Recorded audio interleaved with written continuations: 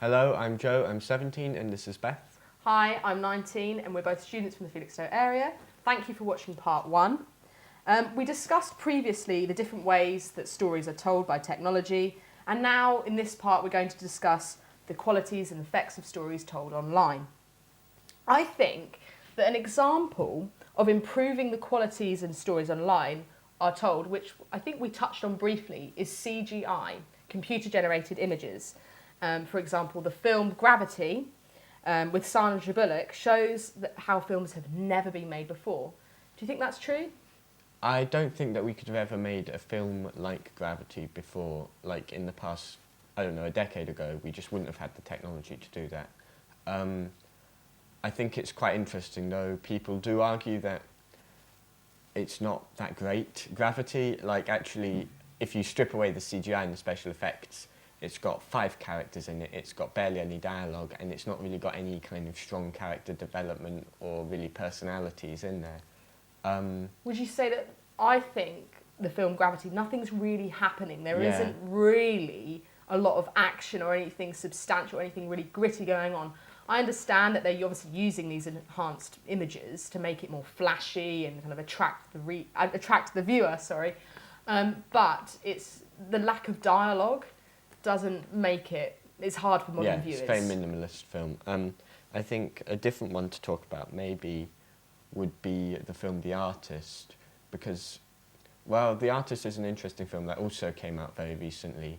It's entirely black and white, it's got no dialogue in it, and it's got no special effects in it. It's entirely music backed, so it's very much similar to the films in the 1920s, but it's told using, but modern technology has been used to film it, and it's a modern story that has been told. I think it's interesting to look at that story and kind of compare it with films that are out now and kind of see the effects that I think that's true. Also, for instance, films that, for any cinema goers out there, modern films also in the past, I don't know if anyone remembers Avatar, which has lots of speech, which has CGI everywhere, flashy enhanced images. You're going into this kind of different world. It's very kind of... it takes the viewer on a journey, and it's very different, would you say? Yeah, and it does feel sometimes that they use CGI to kind of fill out the bits where actually the story isn't that interesting. Like often the better stories and the better films are the ones that avoid CGI or use it very subtly. I think having watched The Artist, I would say that's one of my favourite films actually, and that is very much a stripped back film, though it does use CGI, which is actually a bit weird. Totally so it uses both? Totally black and white, but it uses CGI still.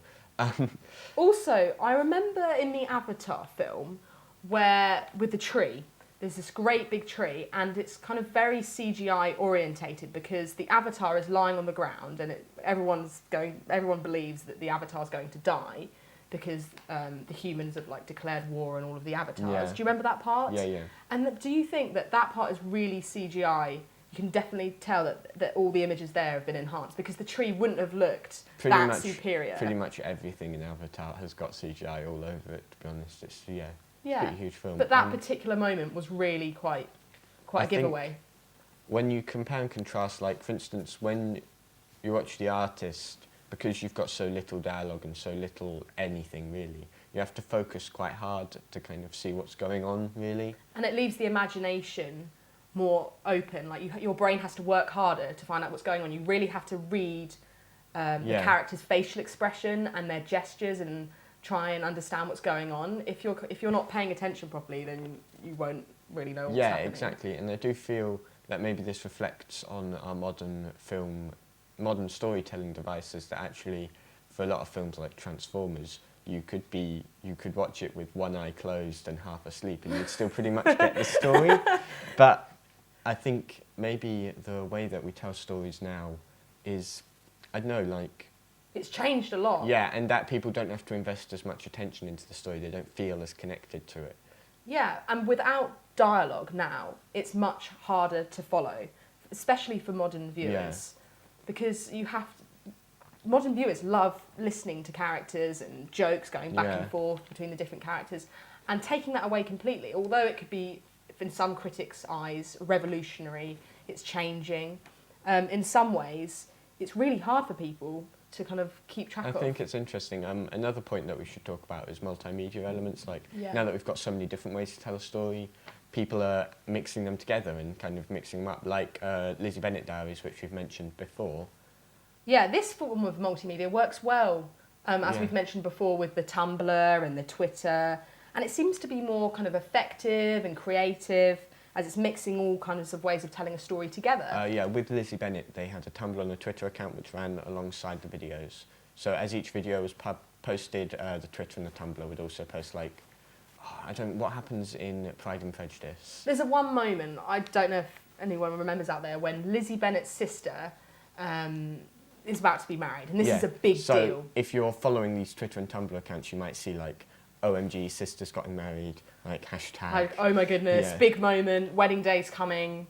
So it's quite something to kind of do that. Another example of a multimedia would be Naruto and Homestuck, which was a the webcomic that we've mentioned before, but that's also got multimedia elements in it. That's got a game in it, and that's got videos in it and stuff. These, unlike Lizzie Bennet, where the Tumblr and Twitter accounts were supplementary, these ones are very much part of the story. They're compulsory. Yeah, you have to play this game, you have to watch this video in order for the story to progress, which is a bit weird when you read it and you're kind of like, oh, I've got to stop and play a Flash game now in order to know what happens next. I think our final point would be... audiobooks. Yeah. A final way of telling a story. For people out there who have difficulty reading books, maybe a disability or something, or they're blind or something, and they would rather listen to a story rather than having to trail for a great big book or any book of any kind, audible.com, I'm sure some of you guys have heard it out there. Yeah, like the iTunes store and stuff, It allows you to buy audiobooks for a small amount every single month. But if you're, a book lover and you find that the price that maybe you go into, W.H. Smith or something, for instance, those books out there, £7, £8, that's too expensive. You can pay that for an entire month. Exactly. And I think we've got to go now because the time's just about to run out, but we hope you enjoyed our show. Thank you very much for watching. If you are interested in our show, visit Felixstowe TV online and get involved by sharing our video and going on YouTube or Twitter. But we hope you've enjoyed it, and we'll see you next time. Thank you for watching.